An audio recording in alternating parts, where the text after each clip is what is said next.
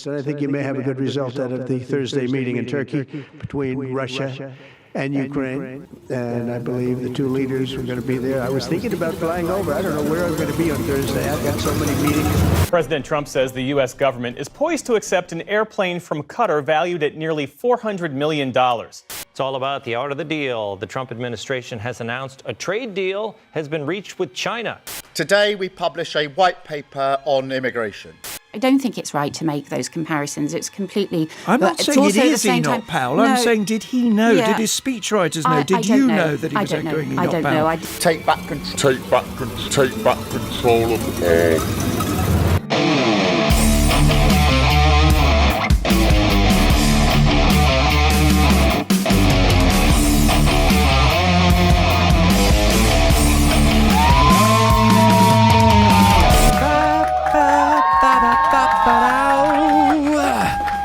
Ladies and gentlemen, and everything in between, welcome back to another episode of A. Thompson and Other Disappointments, guys. With you for the next 45 minutes to 1 hour. We'll see how we get on, won't we, as we once again try to make sense of the senseless and put the world to rights over its many, many wrongs. How are you all doing? What's going on? What's the happy haps out there?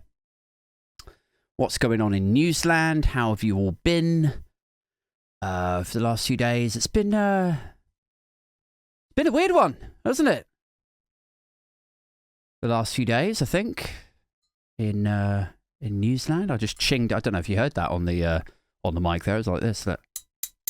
Oh, it doesn't. It's not doing it now because I'm holding it. Hold on. There you go.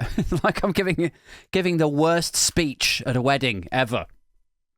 Like, hold on, guys. Can we all have a little period of silence, please? Aid has something he would like to say to the wedding guests, groom and bride.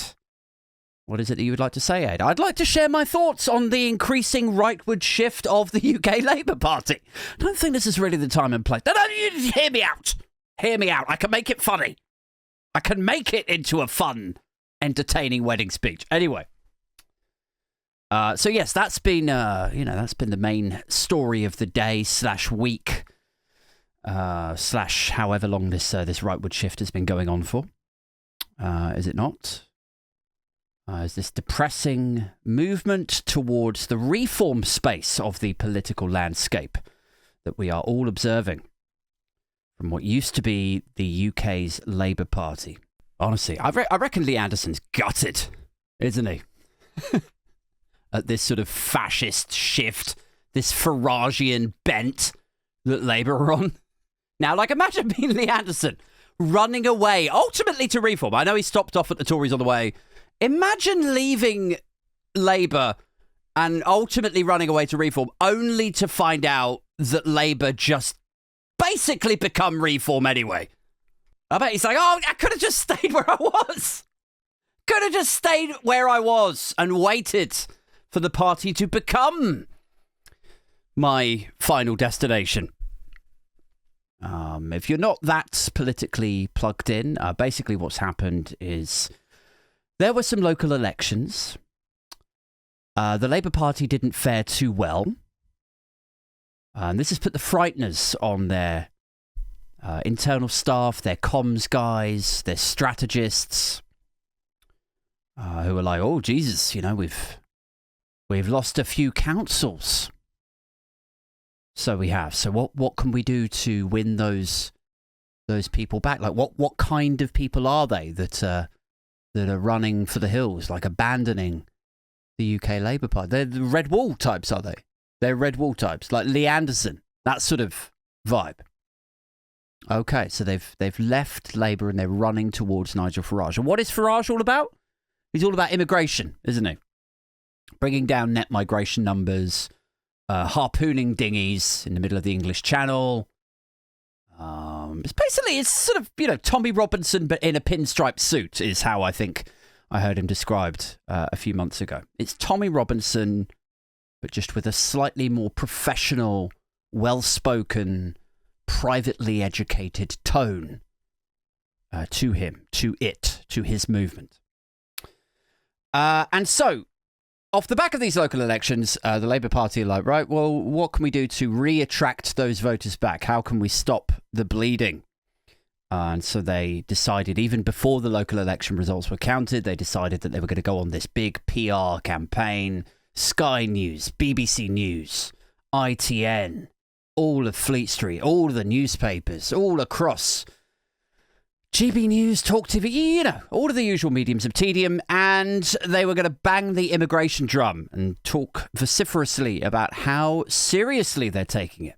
Today we publish a white paper on immigration. Well, it's a plan to restore control and order to the immigration system and to bring net migration substantially down. Take back control of our borders. And so now, at time of recording, Tuesday night, guys, at time of recording, we're on, what are we, day 3 of this now?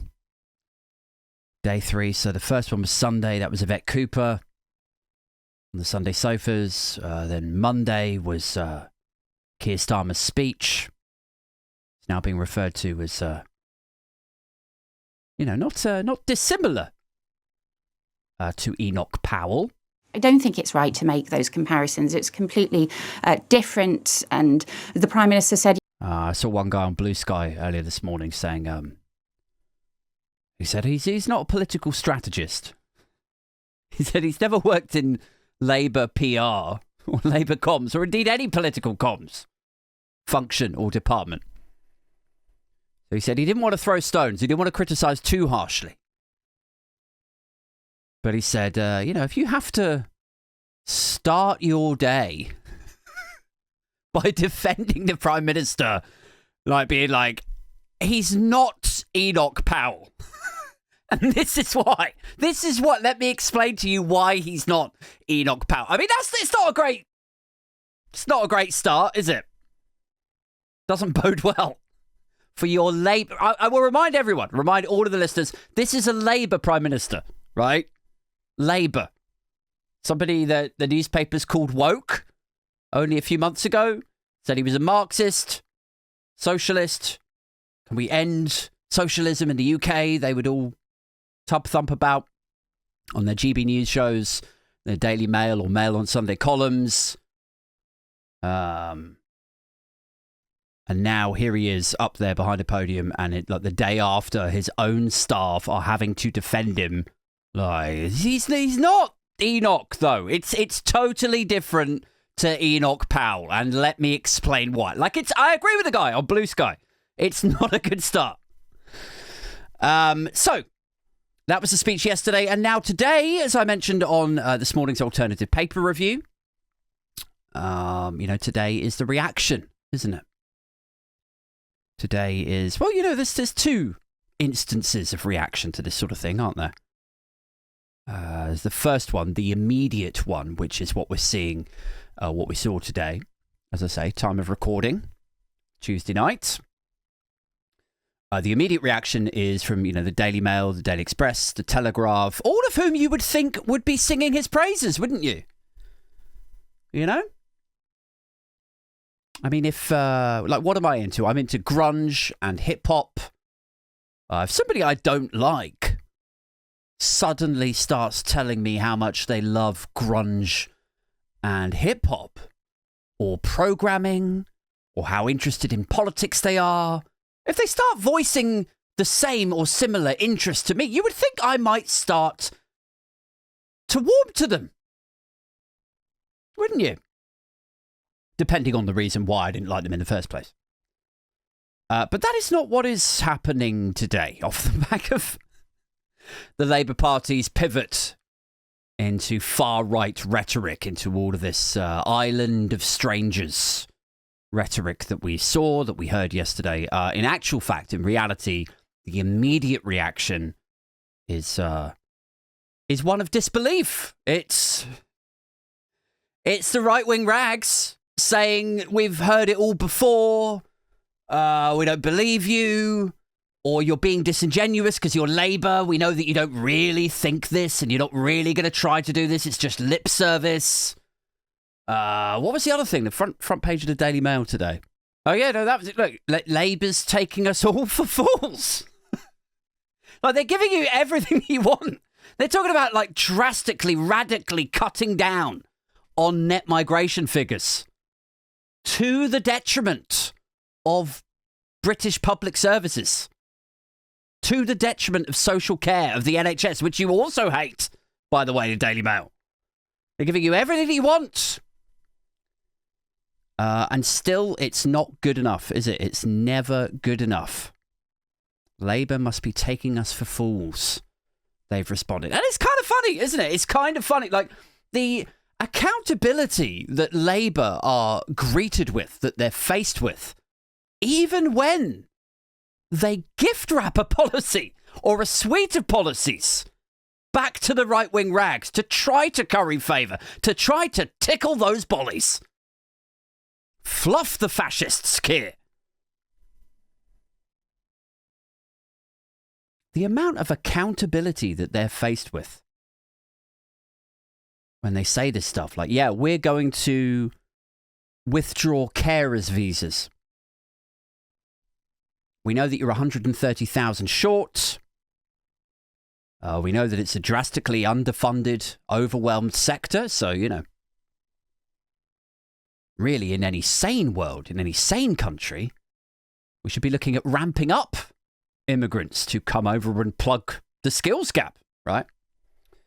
But even when they gift wrap that policy to the Daily Mail, the hatred runs so deep that the Mail are like, oh, I don't think you've thought this through. Let me pick holes in this. Let me pick holes in this one. I don't think you've thought... The amount of accountability that Labour are faced with for policies that they would completely turn a blind eye to were it Nigel Farage or Richard... Like, is anybody asking Tice or Farage how they would deliver their reduction in net... Nobody's asking them at all, are they? Nobody cares. When it's Reform, when it's the Tories, it's like, vote Reform. Because you can't trust these other two, the Uni Party, the Con Socialists. You can't trust them with reducing net migration because they've never achieved it before. But you can vote Reform. Vote Reform because you all nationally, electorally, you have such an issue with immigration and they failed you. So vote for us because we're the only ones you can trust to reduce net migration. It's our bread and butter. Guys, think Farage, think immigration. Vote me, I'll reduce it. Who is running up to Farage at that point and go like, yeah, but how? Nigel, how? How are you going to do? Oh, you know, I haven't got the exact figures. In fact, like, that was literally what he said the other day. Somebody, one person, one fucking journalist asked him what level he would reduce net migration down to in the UK. And he was so flustered. He's so not used to being asked difficult questions.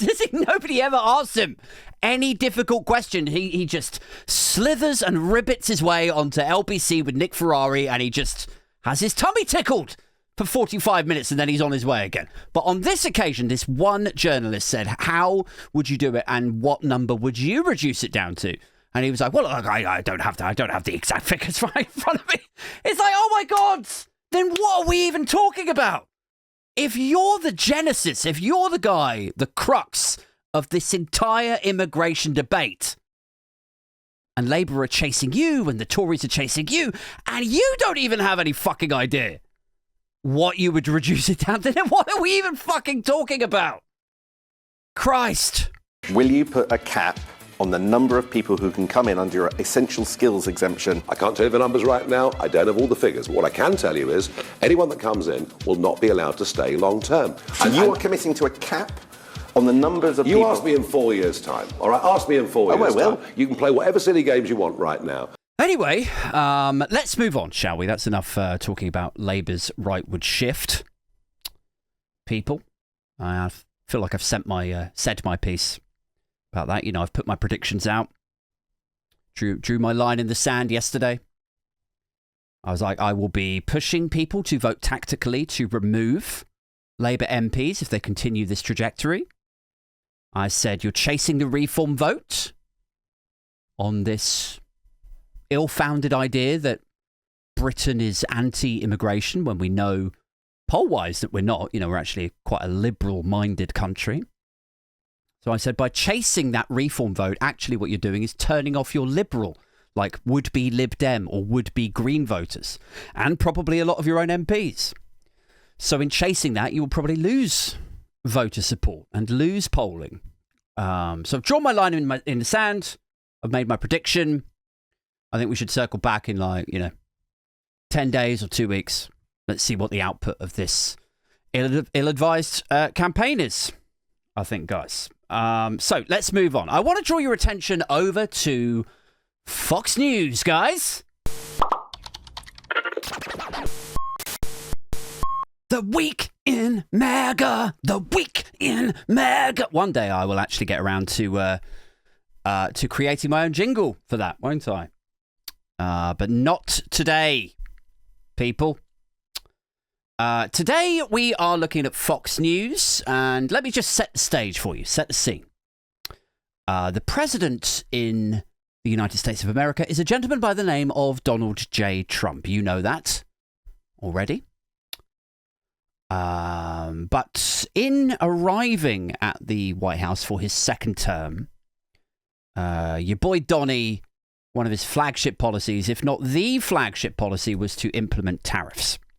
Now, when he first announced this, you will recall it was him and his staff with the leaderboard of a bunch of countries, some of which didn't have anyone living in them. It's like, I'm going to put a tariff on this place, and people were like, there's only penguins that live there, or whatever it was. In fact, here's a thought. Like, did Graham Hughes's island end up tariffed? Did that? Because that's not... I don't think it's a million miles away from it, is it? It's like, it's quite close to America. And I imagine, probably a fairly healthy trade deficit on Graham Hughes's side. It's called Ginger Island, isn't it? He won it on a game show. Swear to God, that guy's got a life like fucking Forrest Gump. Anyway, so it was the Penguins Island and, I don't know, Mexico, maybe. And then there were some other places where there was a trade deficit mathematically, but that was because places like Thailand. Was it Thailand? I feel like it was Thailand. They said Thailand made more money out of the US than the US makes out of Thailand. That's because everyone's broke in Thailand and they manufacture clothing and then they sell it in the United States. There's not really anything, like the US is largely a service-based economy, so there's not really anything that the US is going to sell to the same amount of people in Thailand. So the whole thing was a bit weirdly calculated and presented. And anyway, one of the countries was China, obviously, and Donald Trump said, look, we are going to slap this tariff on China. And China was like, well, I mean, you need us every bit as much, like, if not more. You probably need us more than we need you. Because basically every country in the world buys cheap clothing, products, shit, stuff, things from China, right? Batteries, raw materials, all the shit that goes in your computer, whatever. So China were like, if you slap us with a tariff, we'll just slap you back with a tariff. I mean, I don't really see what the benefit is to this. So then Trump was like, well, if you slap us with a tariff back, then we're going to jack the tariffs up even more. And then China were like, well, if you jack up the tariffs even more, like, we'll just jack them up again to meet you. And the whole thing got out of hand. Like, it went up to like 80%. At one point, they were talking about 130% tariffs. Donald Trump, it's being reported, now threatening a further 50% tariff on China. On one of their core strategic partners in trade. And anyway, since then, the US has been saying, look, we're working on a trade deal with China. And China were like, no, you're not. China, for example, now speaking out about U.S. tariffs, denying that it is engaged in ongoing talks with the White House. China today denied the claims by President Trump that his team is in talks. I don't know who you're talking to, because it's not us. Like, no negotiations are taking place, so why are you telling everyone? And people like me and like David Pakman and like content creators who sit on the left of the political landscape were like, this is so humiliating for the president of the United States of America to basically be getting trolled by the Twitter account of the Embassy of China, just going like, I don't know who he says he's talking to. It's not. He's imagining things. Has he got early onset dementia? Or is he just lying? Either one of those is not a good story to tell, but take your pick by all means, Donny. And so anyway, for the last 2 weeks, it's kind of gone a bit quiet. And now they have announced a US-China trade deal, or at least Trump has, and his subservient right-wing reactionary media. And they're treating it like, predictably, like it's art of the deal, business genius. Tonight's story. It's all about the art of the deal. The Trump administration has announced a trade deal has been reached with China. We made substantial progress between the United States and China. But, the reality is that they went to China and said, how about these tariffs, huh? And China were like, all right, but we'll just do this. And then, China meet them at every single point of the way. And then they've spoken to China. They're going, well, what if we reduced the tariffs back down to this level? And then China were like, well, yeah, okay, I guess we could lower ours again, to match yours. And then the US are like, okay, well, what if we just brought it down a little bit further? And then China were like, okay, again, we'll just bring it down to match yours. So at every step of the way, China have just been like, I mean, his behavior is really, really confusing. But yeah, sure. If you want to lower them again, we can bring them back down. And now that they've done that, possibly, there is a chance that some ships, some storage containers possibly could set sail from China and get some more stock and things and stuff back to American companies, back to the warehouses in America. Absolutely no guarantee that Americans won't get some colossal shortage and that it won't have a massive impact on the American manufacturing sector. They're almost in too deep at this point. There's going to be empty shelves and a delay on certain products. That is just a fact of where we're at, thanks to Donny's tomfoolery. But anyway, so that's all the context. Sorry, that was really long and rambly. That is the context. This is how Fox News are telling their viewers it has come about. Now, in the last week, we went from China not coming to the negotiating table to now getting this pause and what we hope is ultimately a real deal. I like that she talks about it like what we hope is a real deal. What we hope is ultimately a real deal. As opposed to the UK trade deal, which Donald Trump announced last week. On Truth Social, he said it's a full and comprehensive trade deal with the United Kingdom. About 24 hours, it was like, this isn't full or comprehensive. What are you talking about? It's a memorandum. It's an intent to trade. Fox News are like, oh, you're mistaken. It's a full and comprehensive trade deal with your country, with Great Britain. Just like the president said. Rest of us are like, it's not signed. It's not even finalized. What are you talking about? It doesn't even have half the all of it's missing. What is this? Well, all right, it's not that full or comprehensive. It's not even a trade deal. Right. Yes. It's an intent to trade. It's a memorandum. It's not a trade deal. But at least it's a deal, right? It's a deal. Can we agree on that? Well, actually, the U.S. auto industry is already pushing the president to renege on this. I don't know what it is. But whatever it turns out to be, it's going to be bigly. It's going to be incredible. It's going to be the greatest trade deal that ever was. And so, yeah, anyway, now, what's her name? Laura Ingraham.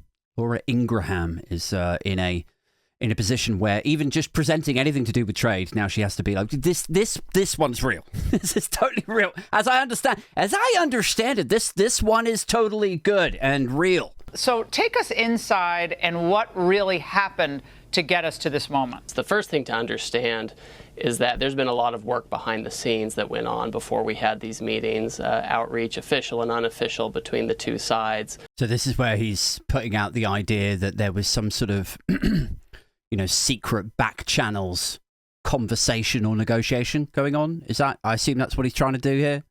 Even though China were like, you're not I don't know who you're talking to. Like, this is, don't make stuff up. Don't lie that you're negotiating with us. You're not. Denying. Denied. Now he's trying to further perpetuate that lie. President Trump declared reciprocal tariffs. He assigned China a tariff of 34%, and everyone else said that they wanted to negotiate with us. They did not retaliate or did not implement retaliation. Everyone except for China. I mean, just the total, like, brain rot logic of this. Firstly, like, calling it retaliations when actually it's you that's embarking upon a trade war. It's you that's slapping every other country with tariffs. Well, no other countries have retaliated. Yeah, because they're not strong enough to. They're not strong enough. It's only China. In fact, even that's a lie. Because Canada were like, you get an awful lot of your energy from us. So, I mean, if you want to roll these dice, we could do this dance, Donnie. And he tried it. He phoned up the Canadian PM. He was like, well, maybe I'll jack your tariffs up even more. And they were like, okay, let's see how this works out, shall we, Donald? And then what happened? He blinked first because he knew he was fucked.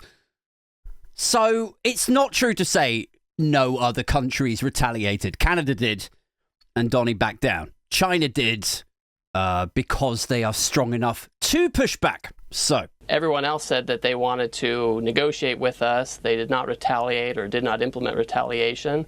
Everyone except for China. China went ahead and they implemented 34%.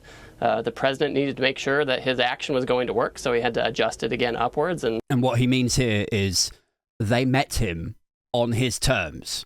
They also slapped him back with the tariff.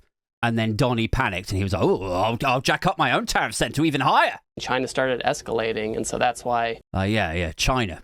China started escalating. Yeah, that is what happened. To have a heart-to-heart with the Chinese side. And well, the Global Times, which you know is the mouthpiece for the CCP...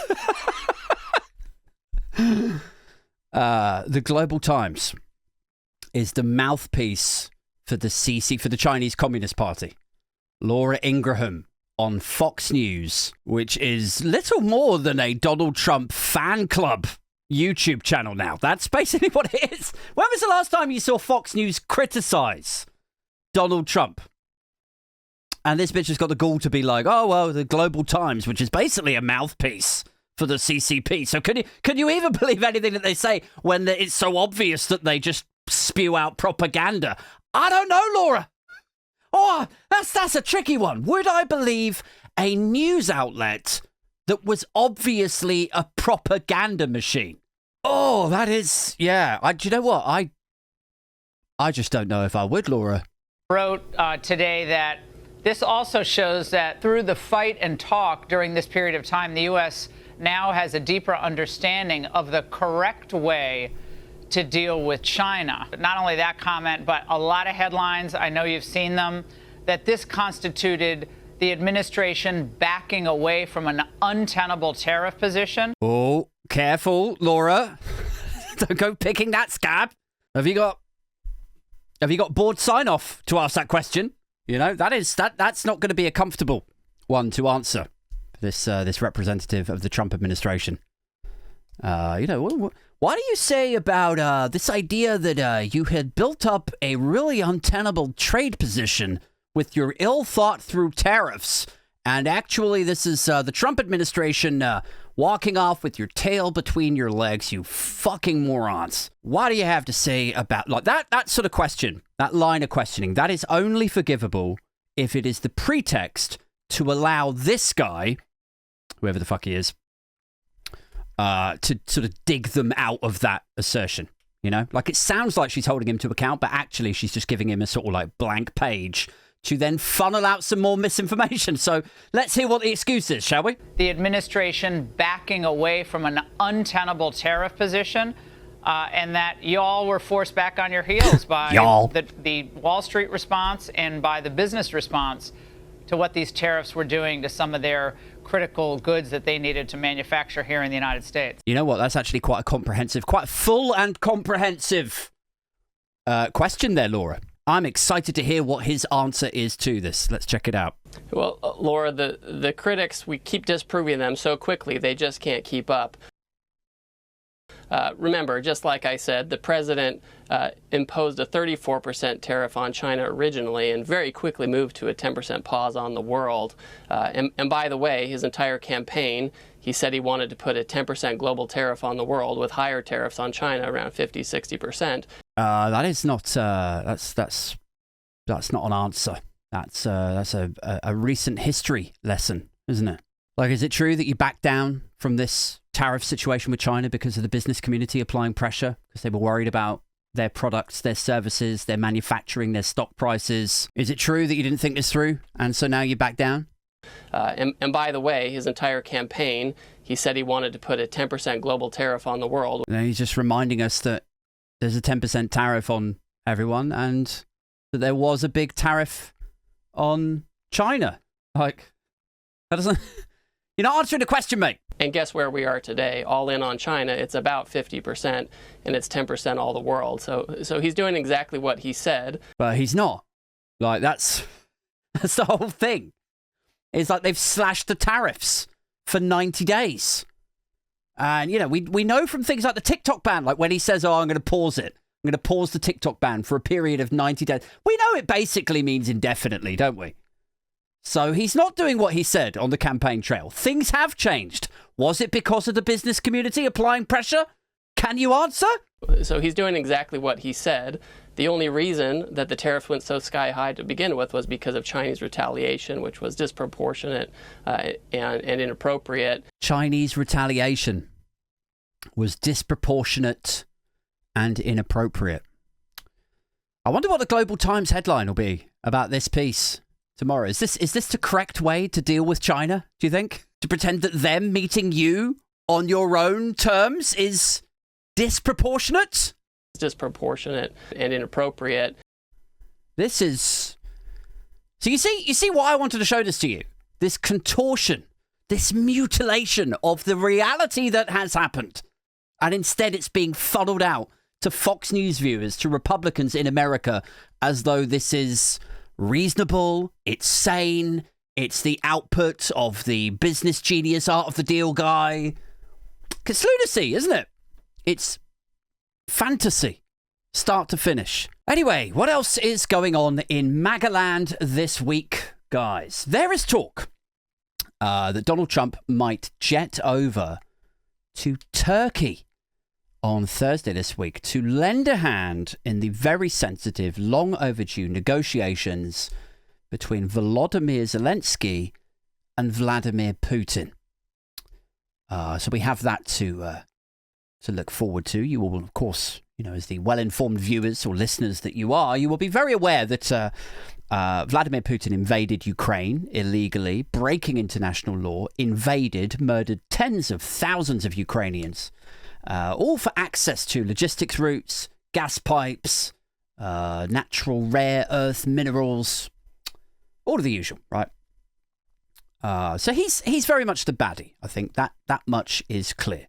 Volodymyr Zelensky just wants to be kind of left alone. Ukraine wants to be a sovereign country to decide its own political and geopolitical destiny.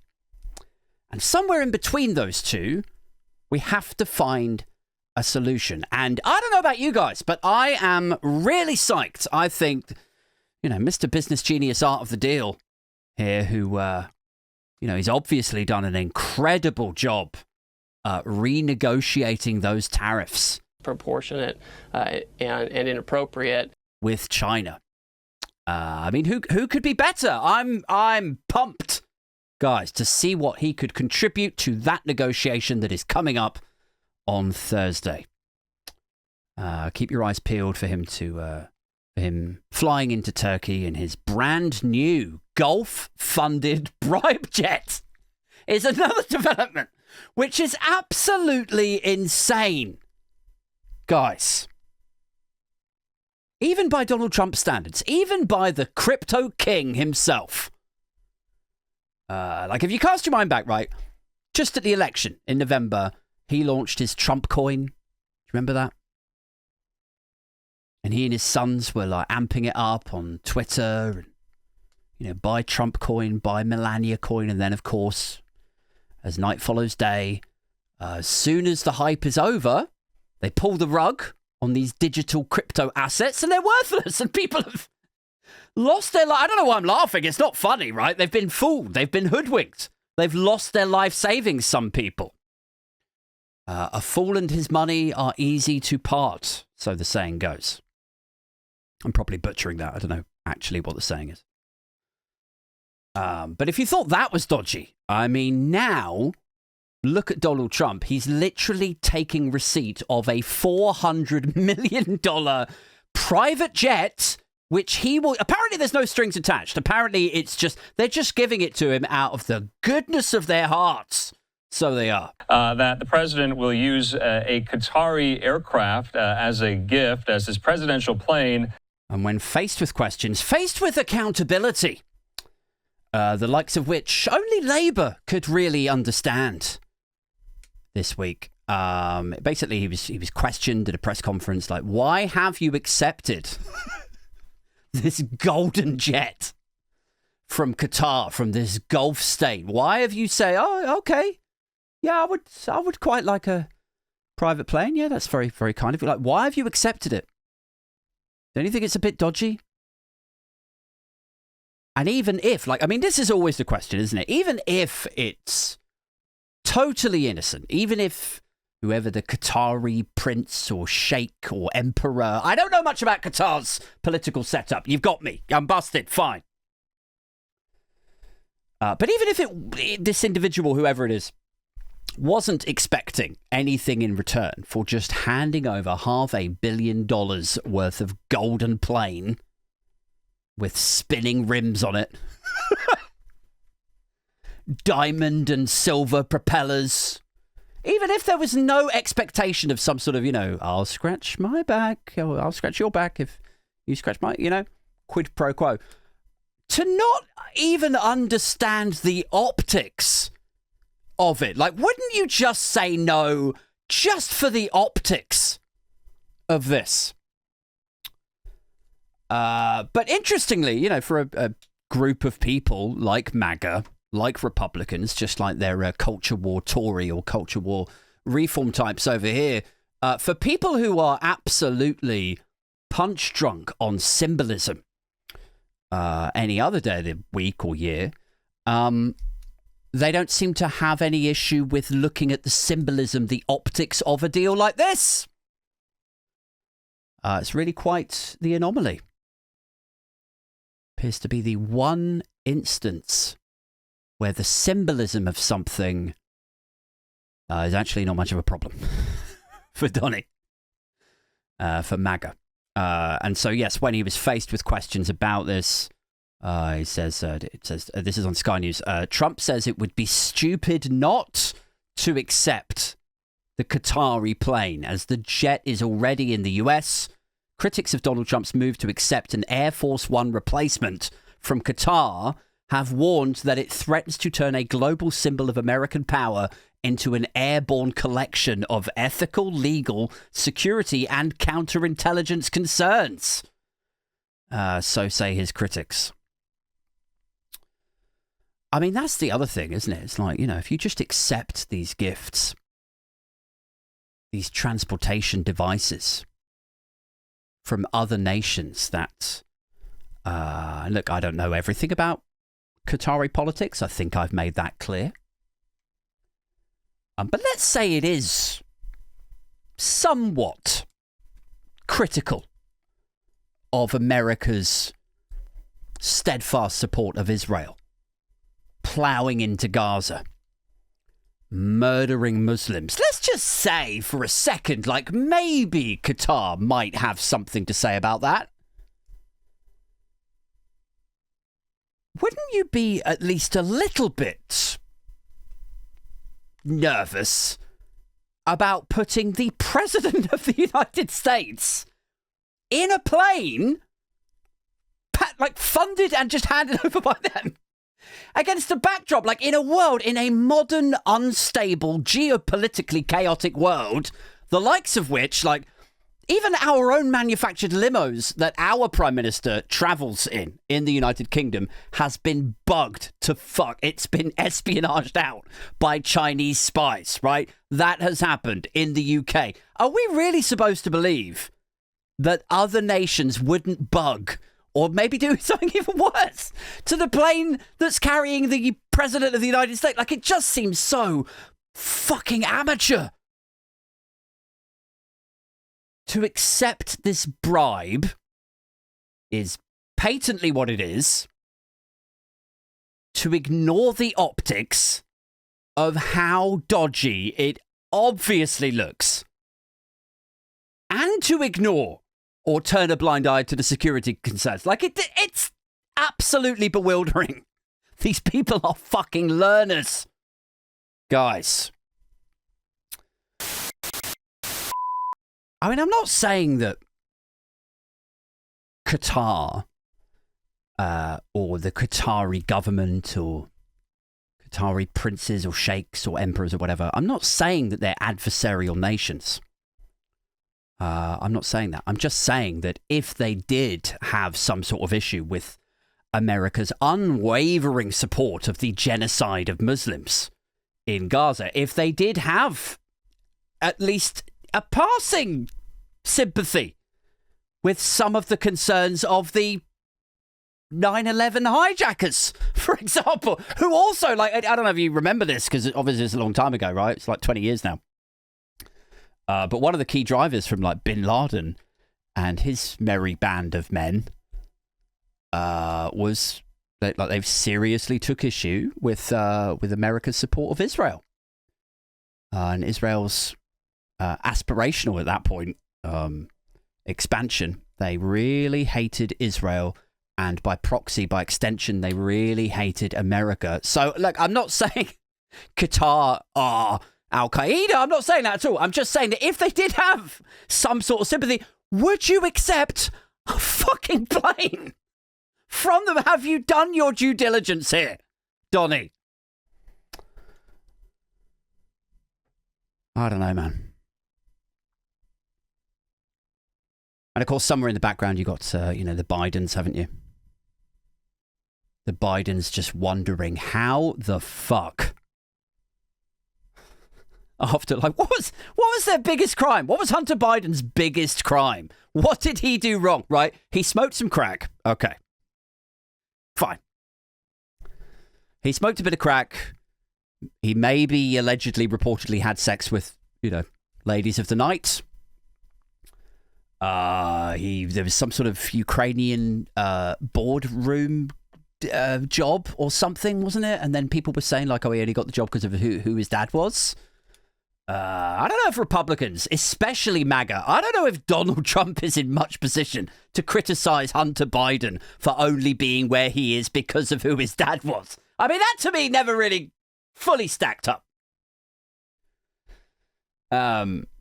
But what was the worst thing that Hunter Biden did? The most corrupt thing that Republicans used to slam him for was, like, maybe having got a job at a Ukrainian gas company, right? And I imagine the Bidens looking at stories like this, just taking receipt of a $500 million golden fucking plane from a Middle Eastern petrostate. I imagine them just going like, you have got to be fucking kidding me. And crypto coins flaring up like a casino. Judges getting arrested. Elon Musk coming in, doging out departments so he can funnel all the money to SpaceX and Neuralink. Like, just imagine you were Hunter Biden looking at this fucking plane. Like, wouldn't you be like, I just don't fucking believe this.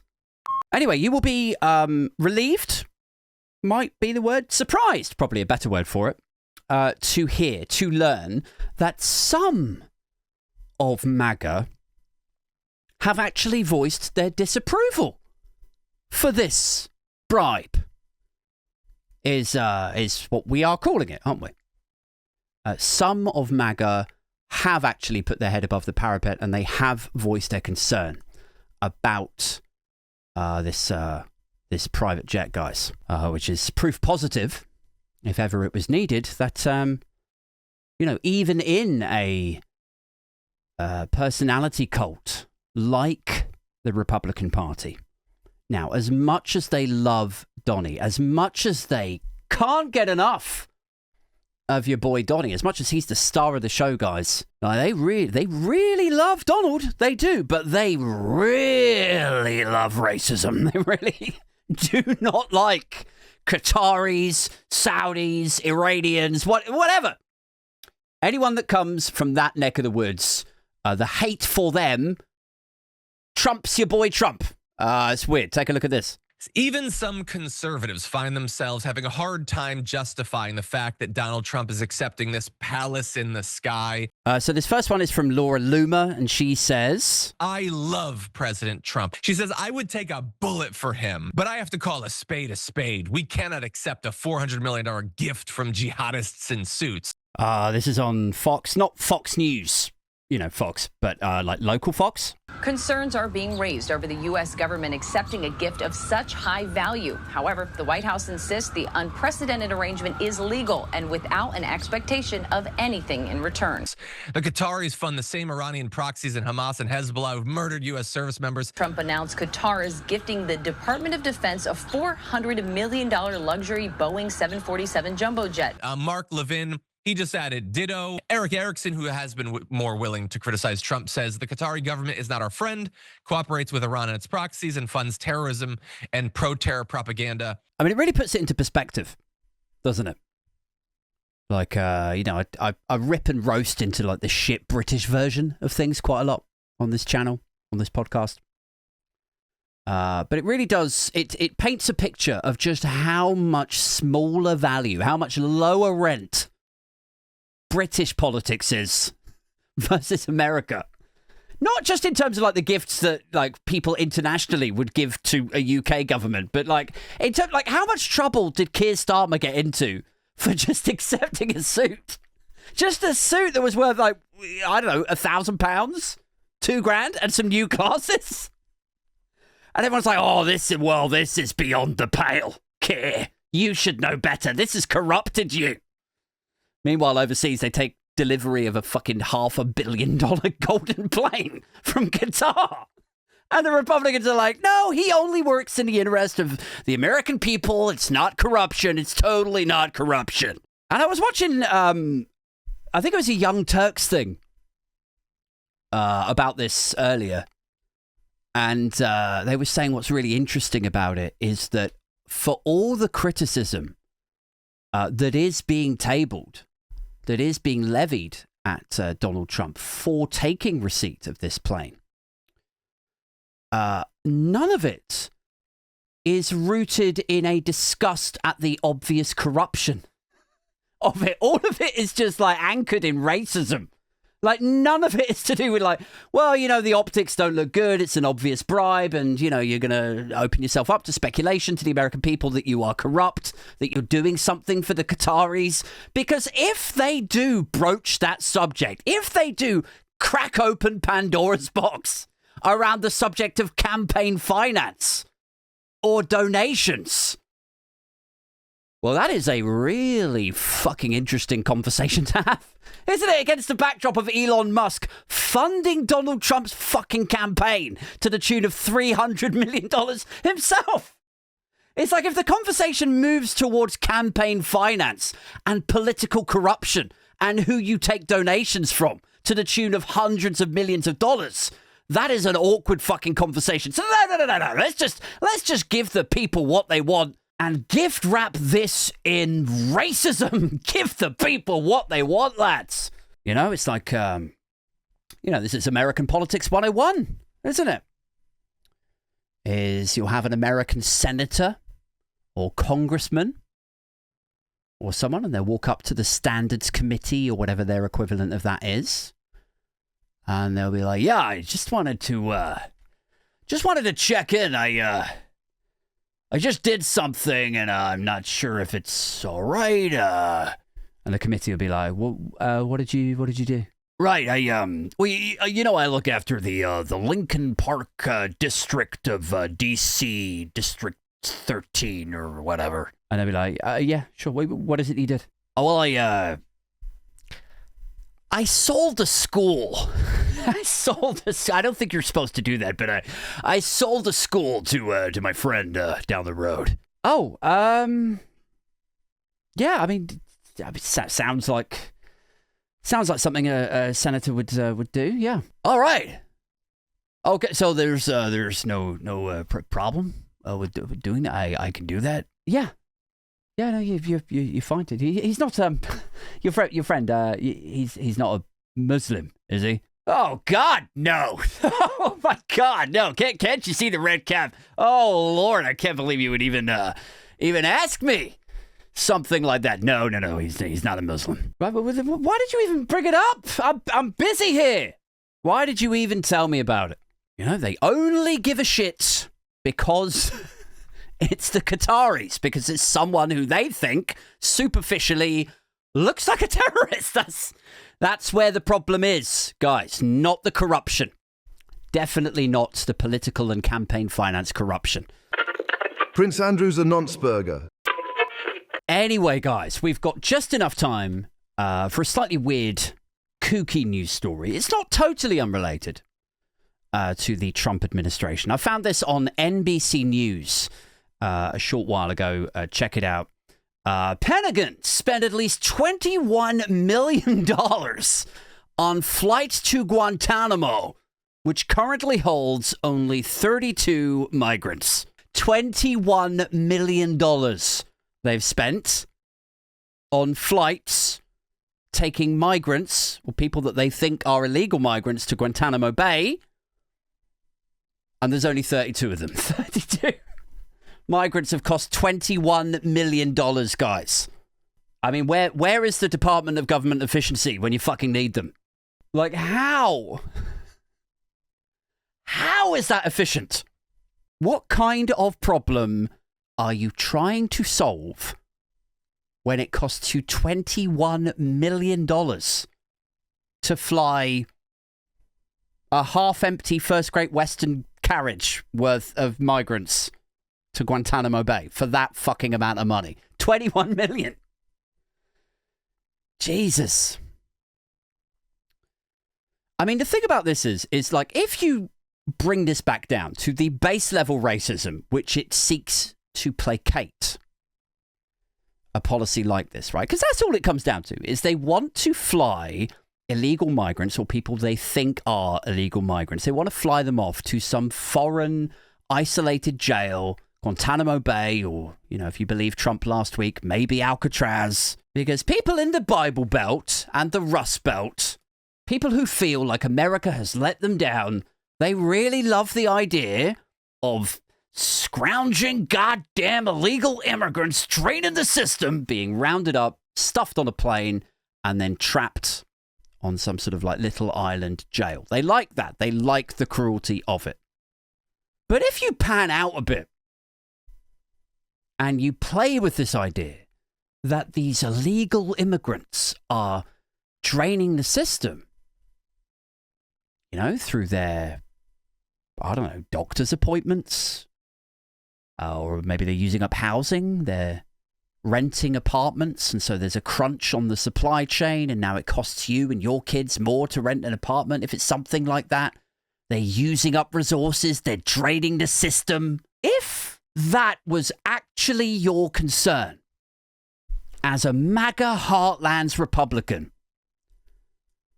wouldn't you be at least slightly concerned that it has cost $21 million to send these people out to an offshore jail, and that is $21 million that could have been spent improving the system, like giving it a little bit more wiggle room so it can take a little bit more of a drain on the public finances? Like, wouldn't you at least be curious about that money? Pentagon spent at least $21 million on flights to Guantanamo. I mean, I suppose if they'd waited a few months, then they could have used Trump's new golden jet from Qatar, couldn't they? You got to think it through. Don't rush into these policies, man. You never know what's coming around the corner. A golden 747 could fly them there for free. It says the Trump administration spent at least $21 million transporting migrants to Guantanamo Bay on military aircraft between, I can't do the accent, between January the 20th and April the 8th, according to figures provided by Congress by the U.S. military. The naval base there currently holds 32 migrants, according to a defense official, a tiny fraction of the 30,000 that President Donald Trump had promised. Indeed. As I recall, he promised or committed to a full and comprehensive deportation strategy. What's actually come out the other end is, akin to that UK trade deal. Guantanamo has held a total of just under 500 migrants since Trump announced the effort in January, and it has never held more than 200 at any one time. Many of the migrants flown there are believed to have been flown back to the United States now. I mean, this is the thing about this sort of policy. Is like, what was it, $21 million? $21 million, right? If the goal here is to rid the United States of people who they perceive to be ne'er-do-wells, right? Illegal migrants gaming the system, draining the system. If the goal is to get rid of them, to eject them from the United States, you could take that $21 million and you could divide it by, what was it, like the peak? The peak that they've ever had at Guantanamo Bay is 200, right? 200. So let's assume that like last week or sometime in the last 6 weeks, there has been 200. There haven't been. There's no way it's been 200 there. But at its peak at Guantanamo, it was 200. So let's assume it is 200. If you took $21 million and divided it by 200 inmates, you could pay them $100,000 each just to leave. Just to leave the United States. And you know what? They'd take it. Like if I was a person of color in America now against the backdrop of Trumpism, of Trump 2.0, with the news footage of people being rounded up and kidnapped on the street by masked ICE agents. If a government official came knocking on my door and said, yeah, look, I got a check here for $100,000 and all you have to do is leave the US. Honestly, I would take it. I would chew off your fucking arm for that. I'd go on a round the world cruise. I'd buy a seat on Trump's new gold jet.